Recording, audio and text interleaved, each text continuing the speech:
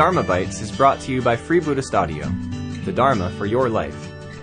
Our work is funded entirely by donations from our generous listeners. If you would like to help us keep this free, make a contribution at freebuddhistaudio.com/donate. Thank you, and happy listening. Fourthly and lastly, pratibhana pratisamvid, or analytical knowledge of courage. This isn't courage in the ordinary sense. It's courage in a rather special sense. You may have personal experience of the truth and reality of things, at least to some extent. You may have conceptual formulations of that experience clearly in your mind.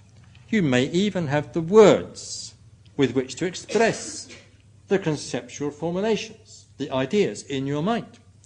But all that even is not enough.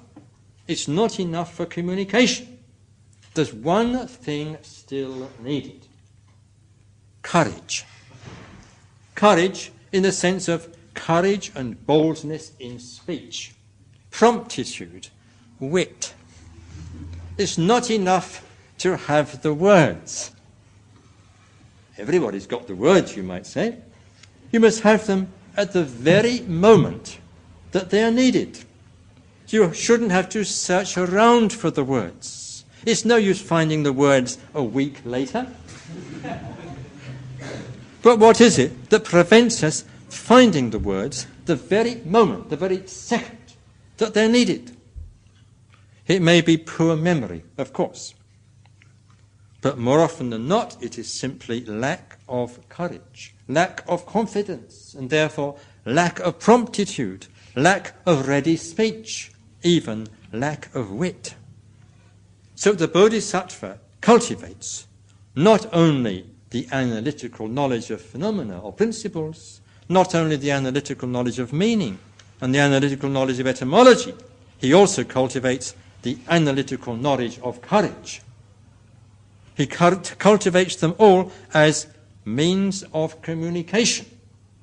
He cultivates them all as part of upaya paramita, the perfection of skillful means. It might be helpful, though perhaps a little saddening, a little sobering, to contrast the Bodhisattva's practice of the analytical knowledges with our own shortcomings in this respect. We have to begin with little or no experience of the truth and reality of things.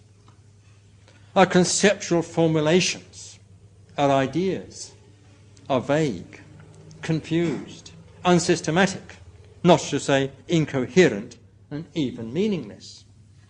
Our command of language is pitifully weak, inadequate, clumsy and halting. We are lacking in courage and boldness of speech, except when we are ignorant of what we are talking about. It's not surprising that we have difficulty in communicating.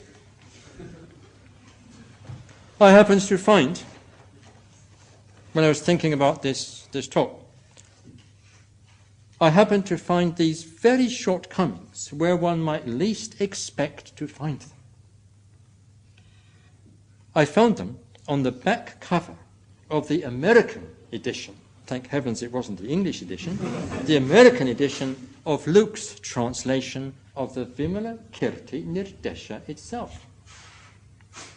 So I'll have something to say about this, and then proceed to the third and last of the three things in the practice or employment of which upaya, or skillful means, consists. That is to say, the dharanis, or magical formulae, which I'm sure you're all waiting for.